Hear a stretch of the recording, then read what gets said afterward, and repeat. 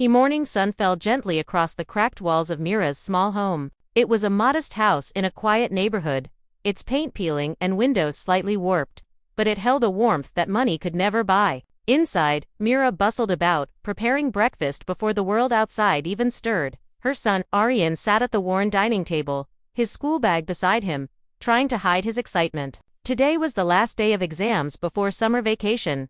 Double quotes, "Mom, why do you get up so early every day?" Aryan asked, watching her flip the rotis with a practiced hand.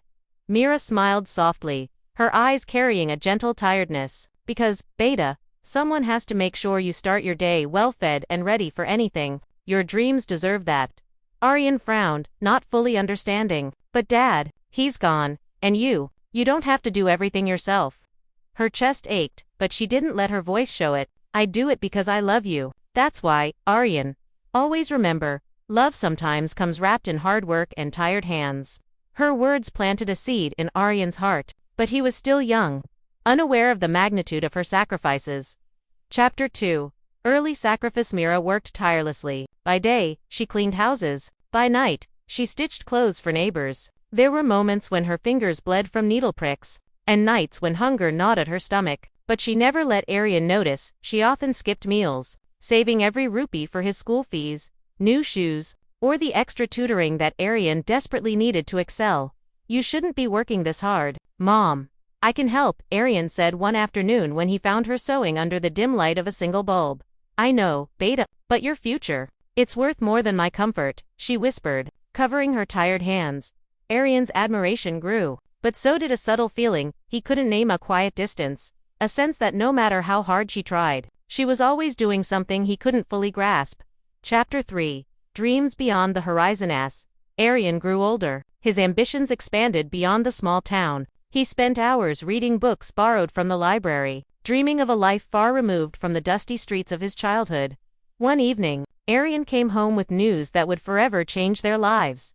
"Mom, I got a scholarship to the city university," he exclaimed, eyes sparkling with excitement. Meera felt a burst of pride, but it was mingled with fear. The thought of being left alone in the old, quiet house filled her chest with a hollow ache. She masked it with a smile.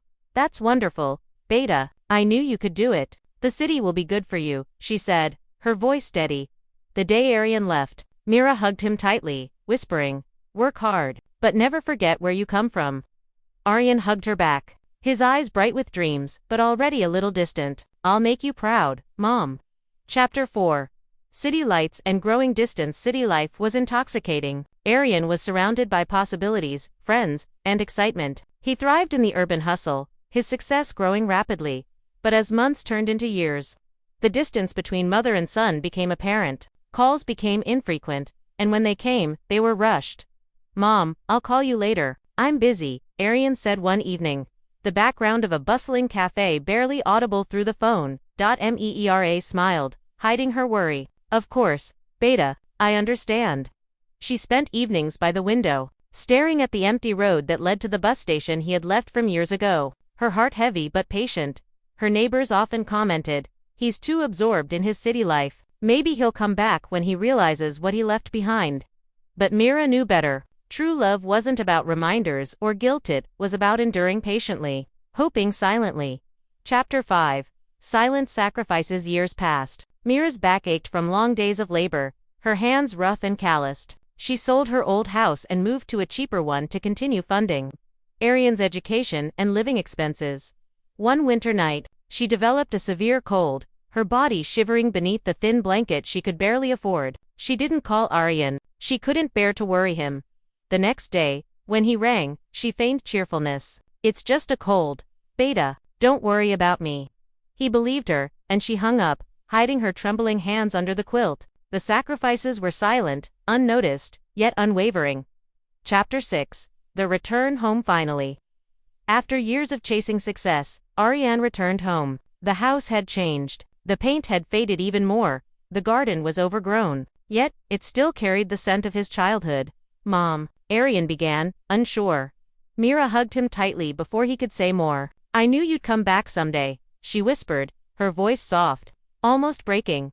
He noticed the gray streaks in her hair, the lines etched by years of worry, work, and waiting. The city had made him successful, but it had blinded him to the one person who had built his world from nothing.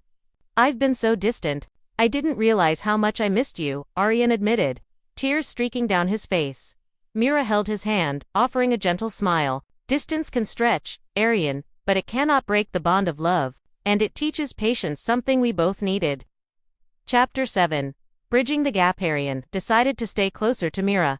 He moved into a nearby apartment and made a habit of visiting daily. They cooked together, shared meals, and spent evenings talking, truly talking for the first time in years. He listened to stories of her hardships, the sacrifices she had made silently, and the nights she spent crying alone so he could have warmth and comfort.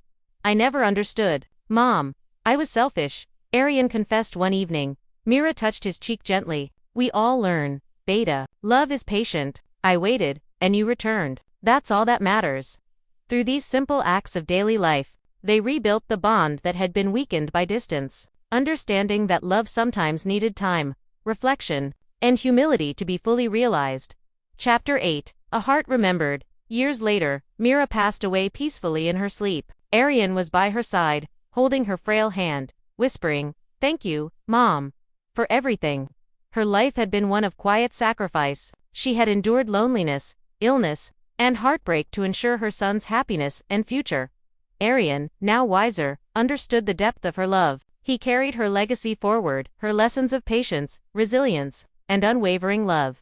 He established a foundation to support mothers who sacrificed silently for their children's futures. Every success he achieved, every act of kindness he performed, carried the imprint of Meera's heart.